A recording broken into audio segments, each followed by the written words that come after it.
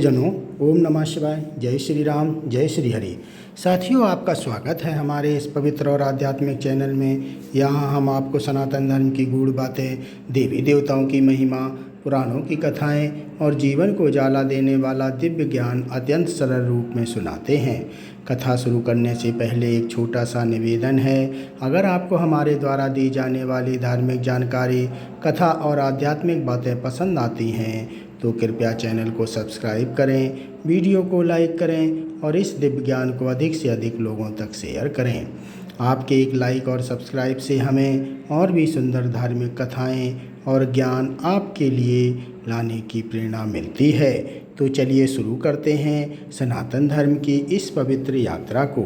बोलिए हर हर महादेव। भक्तजनों, आज हम जो कथा लेकर आए हैं, आप लोगों के लिए जो जानकारी लेकर आए हैं वो बहुत ही सुंदर है। बहुत ही सुंदर सी जानकारी। आप लोग ज़रूर इसे पढ़ें और सुनें, शुरू से अंत तक ज़रूर पढ़ें, तभी आप लोगों को समझ में आएगा। नहीं तो आप लोग स्किप करेंगे तो बिल्कुल भी समझ में नहीं आएगा। आज की कथा और जानकारी है, उसका नाम है भगवान शिव ने अपने गले में सांप क्यों धारण किया। तो चलिए प्रारंभ करते हैं आज की कथा एंड जानकारी। हिमालय की ऊंची ऊंची चोटियों पर स्थित कैलाश पर्वत उस समय दिव्य प्रकाश से चमक रहा था। चारों ओर बर्फ की सफ़ेद चादर फैली हुई थी। मंद मंद हवा बह रही थी और वातावरण में ओम नमः शिवाय की ध्वनि गूंज रही थी। भगवान शिव ध्यान में लीन थे। उनकी जटाओं से गंगा बह रही थी, शरीर पर भस्म लगी थी और गले में एक विशाल नाग लिपटा हुआ था। यह नाग शांत था, लेकिन उसकी आंखों में अद्भुत तेज चमक रहा था। देवता जब भी भगवान शिव के दर्शन करने आते, उनके मन में एक प्रश्न अवश्य उठता, आखिर महादेव अपने गले में सांप क्यों धारण करते हैं। एक दिन माता पार्वती ने भी यही प्रश्न पूछा। वो मुस्कुराते हुए बोली, स्वामी, संसार के लोग आपसे प्रेम भी करते हैं और भयभीत भी रहते हैं, लेकिन सबसे अधिक आश्चर्य उन्हें आपके गले में विराजमान इस नाग को देखकर होता है। आखिर इसका रहस्य क्या है। भगवान शिव ने धीरे धीरे अपनी आँखें खोलीं। उनकी आँखों में अपार शांति थी। वे मुस्कुराए और बोले, देवी, यह केवल एक नाग नहीं है, यह एक ऐसी आत्मा है जिसने घोर अहंकार से लेकर पूर्ण समर्पण तक की यात्रा की है। पार्वती जी आश्चर्य से उन्हें देखने लगीं। कौन था यह, उन्होंने पूछा। तभी भगवान शिव ने अमित की एक रहस्यमयी कथा सुनानी शुरू की। बहुत समय पहले पाताल लोक में नागों का एक विशाल साम्राज्य था। उस साम्राज्य का राजा था नागराज वासुकी। वासुकी अत्यंत शक्तिशाली और बुद्धिमान थे। उनके राज्य में हजारों नाग रहते थे। देवता भी उनका सम्मान करते थे। लेकिन उन्हीं नागों के बीच एक युवा नाग रहता था। उसका नाम था कंकोटक। कंकोटक बहुत शक्तिशाली था। उसका विष इतना घातक था कि एक बूंद से पर्वत तक जल सकते थे। धीरे धीरे उसे अपनी शक्ति पर घमंड होने लगा। वह सोचने लगा कि पूरे नागलोक में उससे अधिक शक्तिशाली कोई नहीं है। एक दिन उसने वासुकी से कहा, महाराज, मैं केवल नागलोक का योद्धा बनकर नहीं रहना चाहता, मैं तीनों लोकों में सबसे शक्तिशाली बनना चाहता हूँ। वासुकी ने गंभीर स्वर में कहा, शक्ति तभी तक शुभ होती है जब तक उसके साथ विनम्रता हो। लेकिन कंकोटक ने अपनी बात नहीं मानी। उसका अहंकार बढ़ता गया। वह छोटे नागों को डराने लगा, ऋषियों की तपस्या भंग करने लगा, यहाँ तक कि उसने कई बार देवताओं को भी चुनौती दी। देवता परेशान हो उठे। एक दिन देवराज इंद्र ने क्रोधित होकर कहा, यदि यह नाग इसी तरह अत्याचार करता रहा तो एक दिन पूरी सृष्टि संकट में पड़ जाएगी। लेकिन कंकोटक को किसी का भय नहीं था। उधर एक घने जंगल में महर्षि अत्रि तपस्या कर रहे थे। उनका तप इतना शक्तिशाली था कि देवता भी उनका सामना करते थे। कंकोटक ने सोचा, यदि मैं इस ऋषि की तपस्या भंग कर दूं तो पूरी सृष्टि मेरी शक्ति से डरने लगेगी। वह तुरंत जंगल की ओर निकल पड़ा। जंगल में पहुंचकर उसने अपना विशाल रूप धारण कर लिया। उसकी फूंकार से पेड़ कांपने लगे, पशु भयभीत होकर भागने लगे, लेकिन महर्षि अत्रि ध्यान से लीन रहे। कंकोटक क्रोधित हो उठा। उसने अपनी विषैली अग्नि से आश्रम को घेर लिया। अचानक पूरा जंगल जलने लगा। तभी महर्षि अत्रि ने अपनी आंखें खोली। उनकी आंखों में तेज चमक उठा। उन्होंने शांत स्वर में कहा, नाग, तू अपनी शक्ति पर इतना घमंड क्यों करता है? कंकोटक हंस पड़ा, क्योंकि इस संसार में मुझसे अधिक शक्तिशाली कोई नहीं। महर्षि बोले, अहंकार हर शक्तिशाली जीव का विनाश करता है। लेकिन कंकोटक ने उनकी बात या मजाक उड़ाया। तभी महर्षि अत्रि ने क्रोधित होकर अपना कमंडल उठाया। कंकोटक, उन्होंने गर्जना की, तुझे अपनी शक्ति का अभिमान है, इसलिए मैं तुझे श्राप देता हूँ। तेरा विष ही तेरे लिए अभिशाप बन जाएगा। जिस दिन तुझे अपनी शक्ति कमजोरी का एहसास होगा, उसी दिन तेरा उद्धार संभव होगा। श्राप सुनते ही कंकोटक घबरा गया। अचानक उसका शरीर जलने लगा। उसकी विष उसके ही शरीर में फैलने लगा। यह पीड़ा से तड़प उठा। मुझे बचाइए, वह चिल्लाया। लेकिन महर्षि अत्रि ने आंखें बंद कर ली। अब केवल एक ही शक्ति तुझे बचा सकती है, उन्होंने कहा, और वह है महादेव। कंकोटक पहली बार भयभीत हुआ। उसने महसूस किया कि उसकी शक्ति बेकार हो चुकी है। वह दर्द से तड़पता हुआ जंगल से बाहर भागा। उधर उसका विष फैलने लगा। जहाँ जहाँ वह जाता पेड़ सूख जाते, नदियाँ काली पड़ने लगीं। देवता घबरा उठी। इंद्र बोले, यदि इसका विष इसी तरह फैलता रहा तो पृथ्वी नष्ट हो जाएगी। लेकिन तभी ब्रह्मांड में एक दिव्य आवाज़ गूंजी, जिसका अहंकार उसे अंधकार में ले जाए, उसका मार्ग केवल शिव ही दिखाते हैं। उधर कंकोटक अब कमज़ोर पड़ चुका था। उसका शरीर काला होने लगा। वह समझ चुका था कि उसकी मृत्यु निकट है। आखिरकार वह हिमालय की ओर बढ़ा, जहाँ कैलाश पर्वत पर स्वयं भगवान शिव तपस्या में लीन थे। लेकिन उसे नहीं पता था कि उसकी परीक्षा अभी शुरू हुई है और भगवान शिव उसे ऐसा सत्य दिखाने वाले थे जो उसकी पूरी आत्मा बदल देगा। कंकोटक की परीक्षा और महादेव का रहस्य। हिमालय की बर्फीली चोटियों के बीच कंकोटक दर्द से तड़पता हुआ आगे बढ़ रहा था। उसका शरीर अब पहले जैसा शक्तिशाली नहीं रहा था। महर्षि अत्रि के श्राप के कारण उसका अपना ही विष उसे भीतर से जलाने लगा था। जहाँ जहाँ वह गुजरता बर्फ काली पड़ जाती। उसकी फूंकार में अब घमंड नहीं बल्कि पीड़ा थी। आखिरकार कई दिनों की कठिन यात्रा के बाद उसे दूर कैलाश पर्वत दिखाई दिया। पूरा पर्वत दिव्य प्रकाश से चमक रहा था। आकाश में डमरू की धीमी ध्वनि गूंज रही थी। वातावरण में ऐसी शांति थी कि कंकोटक का बेचैन मन भी कुछ क्षणों के लिए शांत हो गया। वह धीरे धीरे आगे बढ़ा, लेकिन जैसे ही वह कैलाश के द्वार के पास पहुंचा, अचानक धरती कांप उठी। उसके सामने एक विशाल स्वरूप प्रकट हुआ। वह थी नंदी। उसकी आंखों में अग्नि जैसा तेज था। हाथ में विशाल गदा थी। नंदी ने गर्जना की, रुको नाग, कैलाश में प्रवेश हर किसी को नहीं मिलता। कंकोटक कमजोर स्वर में बोला, मैं महादेव से मिलना चाहता हूँ। नंदी ने उसकी ओर ध्यान से देखा।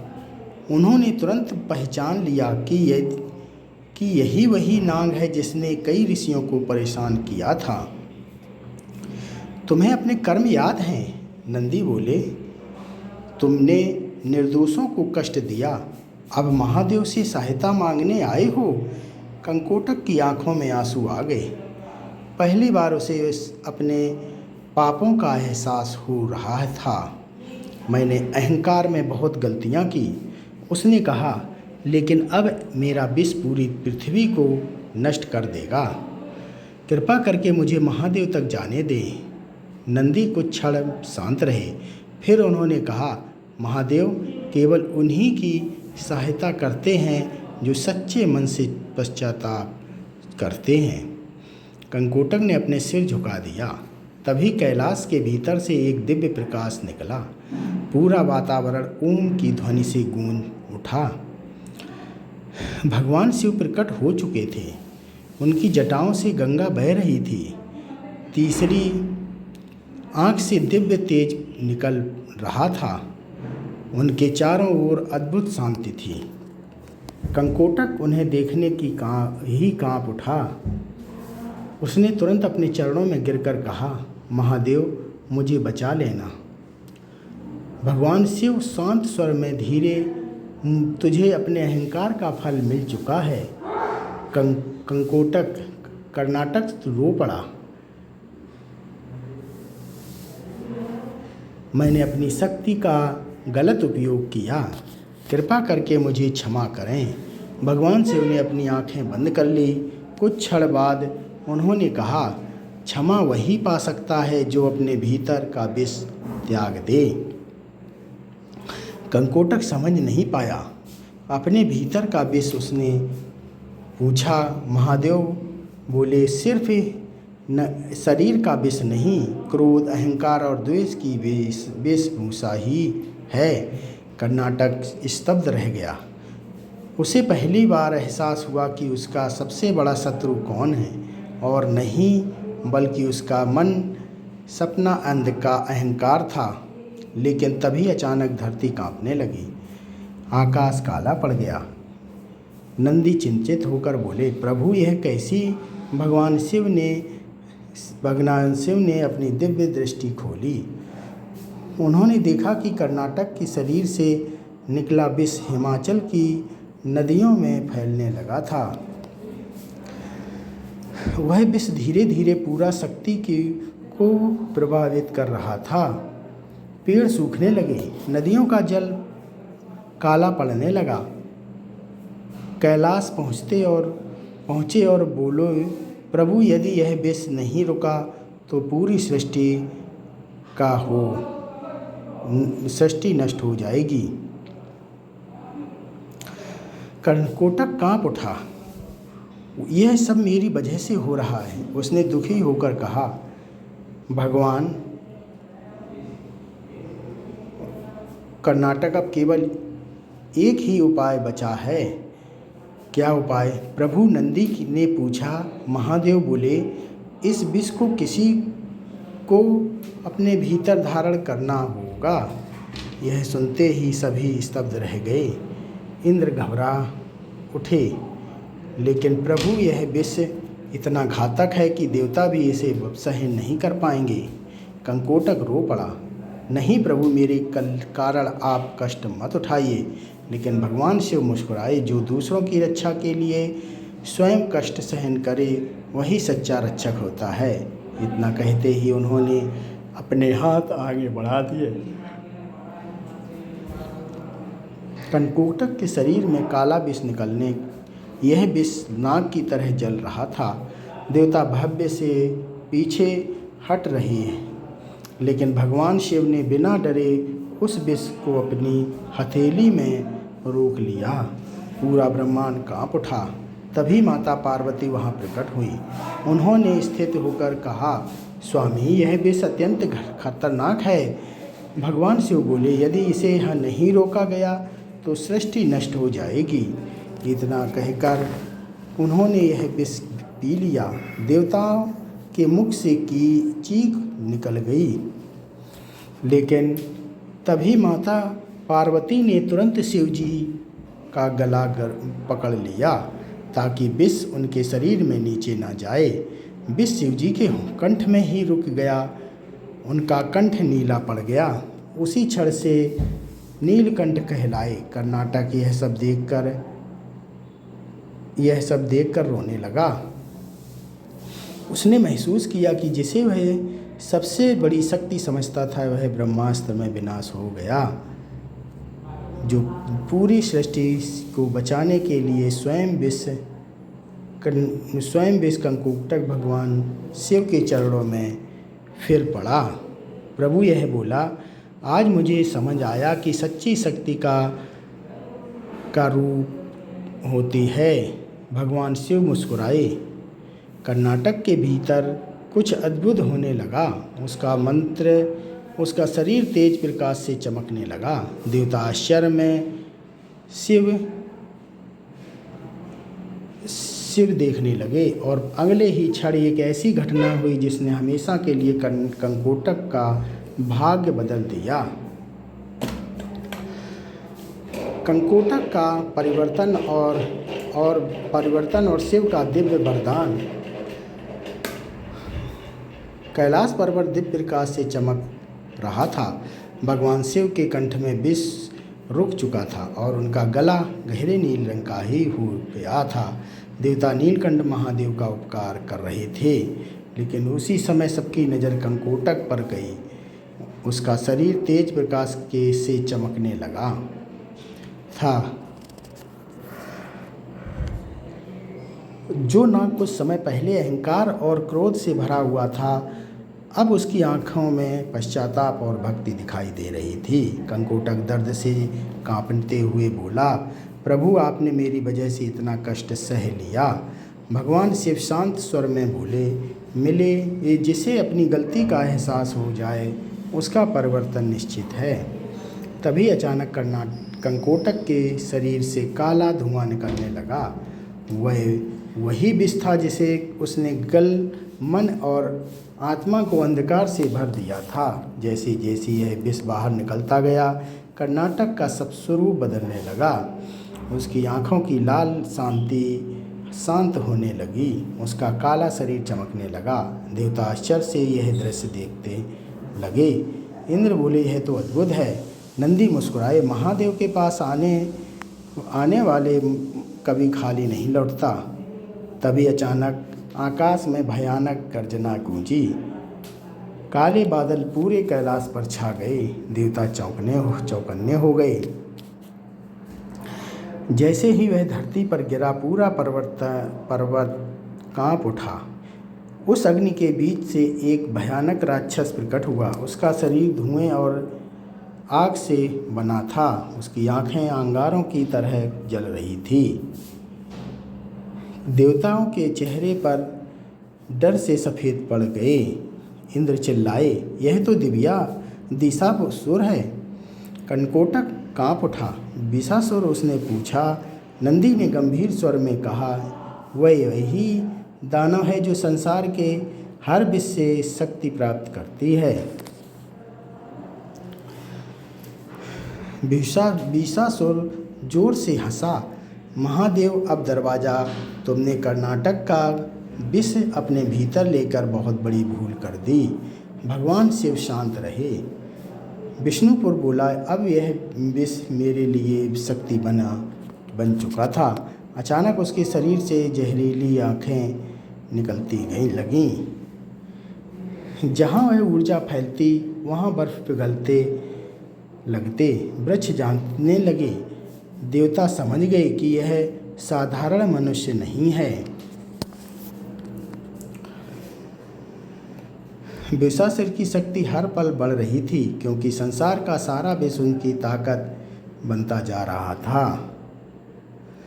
इंद्र ने अपना वज्र उठाकर हमला किया, लेकिन जैसे ही वज्र विशासुर से टकराया, वह काली ऊर्जा में सफ़ेद बदल दिया। देवता घबरा गए। तुम इस पर किसी अस्त्र या असर नहीं हो रहा, अग्निदेव बोले। विशासुर जोर से हंसा, क्योंकि मैं स्वयं विष की शक्ति है तथा वो उधर कंकोटक देखकर भयभीत ना कर दे। उसे एहसास हुआ कि यह संकट भी उसी की वजह से पैदा हुआ है। यदि उसका विष न फैलता तो तो बीसासुर इतने शक्तिशाली नहीं बनता।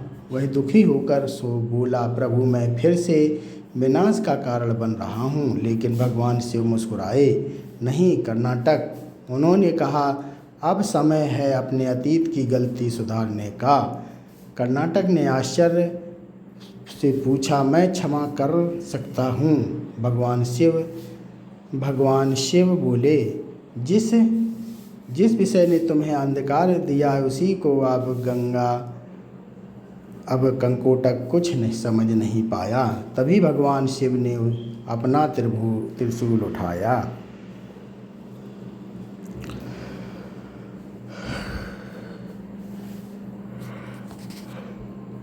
अचानक कर्नाटक के भीतर अद्भुत शक्ति जाग उठी। उसका शरीर स्वर्णिम प्रकाश से चमकने लगा। देवता आश्चर्य से उसे देखने लगे। भगवान शिव बोले, आज से तुम्हारा विष विनाश नहीं, रक्षा का प्रतीक बनेगा। बीसासुर क्रोधित हो उठा, यह असंभव है। इतना कहते ही उसने पूरे कैलाश पर बिजली विभाग को बरसा दी। पूरा पर्वत कांप उठा। तभी कर्नाटक तेजी से आकाश में उठा। उसने पहली बार अपनी शक्ति का उपयोग किसी को डराने के लिए नहीं बल्कि रक्षा के लिए उठाया। उसने पहली बार अपनी शक्ति का उपयोग किसी को डराने के लिए नहीं बल्कि रक्षा के लिए किया। उसने अपने शक्तिशाली शरीर से विषैले आग को रोकना शुरू कर दिया। देवता हैरान रह गए। कंकोटक की आँखें अब से अहंकार नहीं था,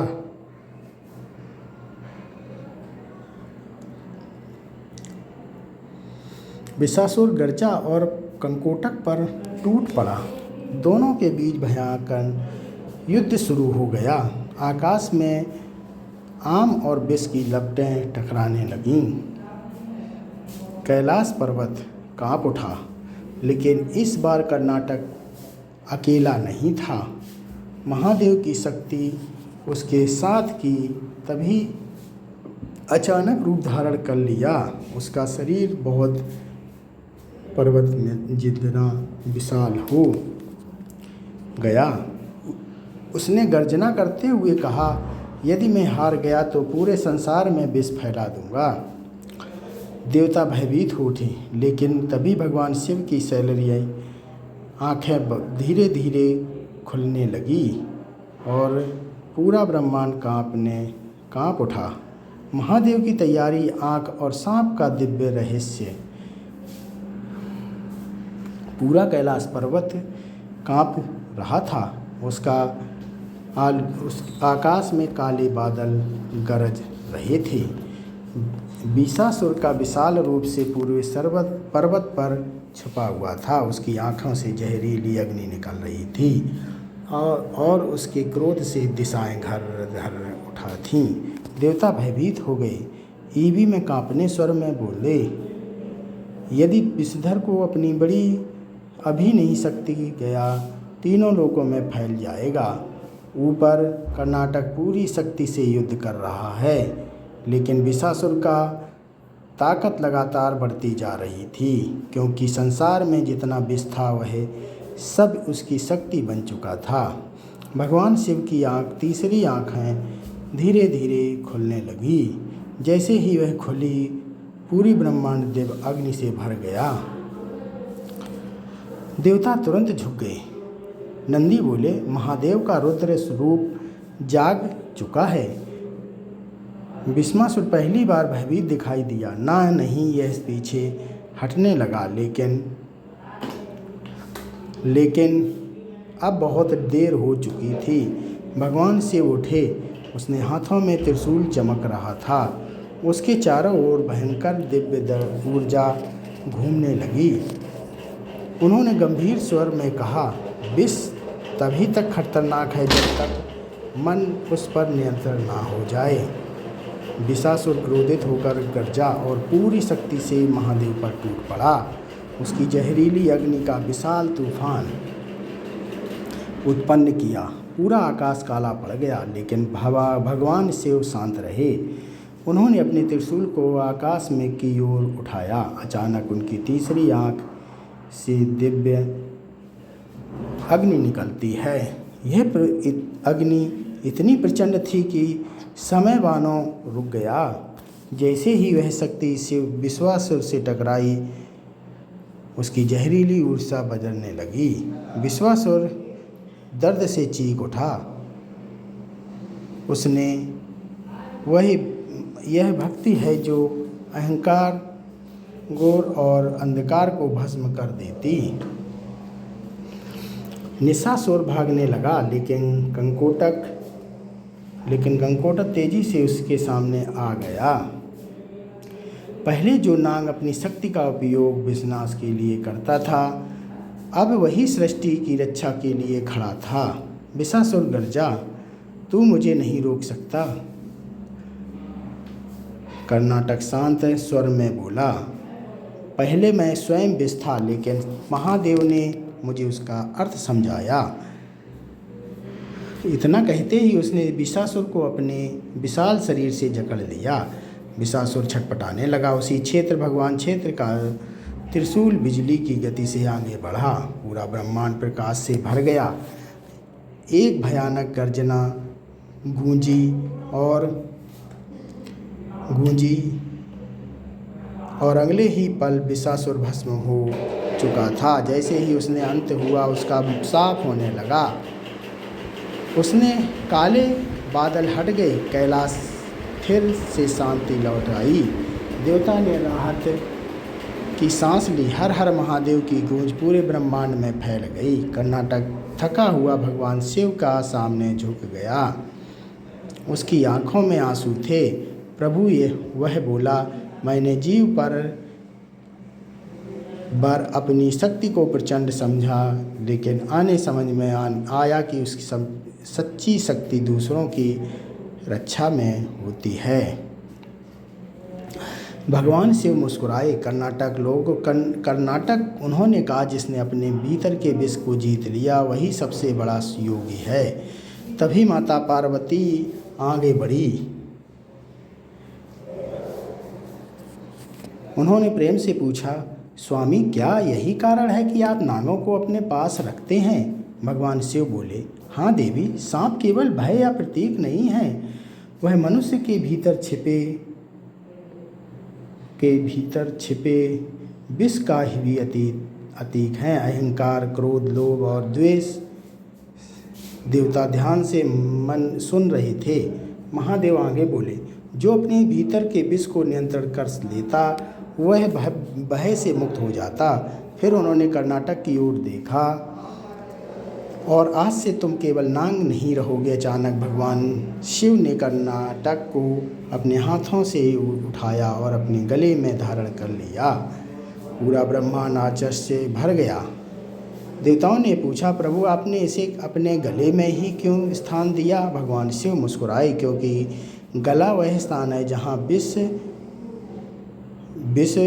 था। और यह संसार हमेशा याद रखें कि जिसने अपने दिव्य पर नियंत्रण का लिया वही वास्तव में दिव्य बन जाता है। उस दिन से कर्नाटक भगवान शिव के गले में का अहंकार बन गया। धीरे धीरे सभी नाग भगवान शिव के भक्त बन गए, और तभी से बिहार महादेव के गले में नाग धारण करने के लायक शुरू हुई। कहा जाता है कि भगवान शिव का गले में सौंप धारण करना हमें यह शिक्षा देती है कि जीवन में चाहे जितना भी क्रोध, अहंकार या अंधकार क्यों ना हो, यदि मनुष्य उसे नियंत्रण करना सीख ले तो वही विष उसकी सबसे बड़ी शक्ति बन सकता है। इसलिए भगवान शिव को भय का स्वामी और विष को विजेता, यही कहानी का सार है, यही कहानी है। और उसने गले में विराजमान नाग आज भी यह याद दिलाता है कि सच्चा सेवक तो वही है जो अपने भीतर के विषयों को जीत ले। दोस्तों, ये कथा, ये जानकारी यहीं समाप्त होती है। आप लोगों को कैसी लगी हमें कमेंट करके ज़रूर बताएं, और ज़्यादा से ज़्यादा लोगों तक शेयर करने की कृपा करें। ओम नमो भगवते वासुदेवाय। जय श्री राम।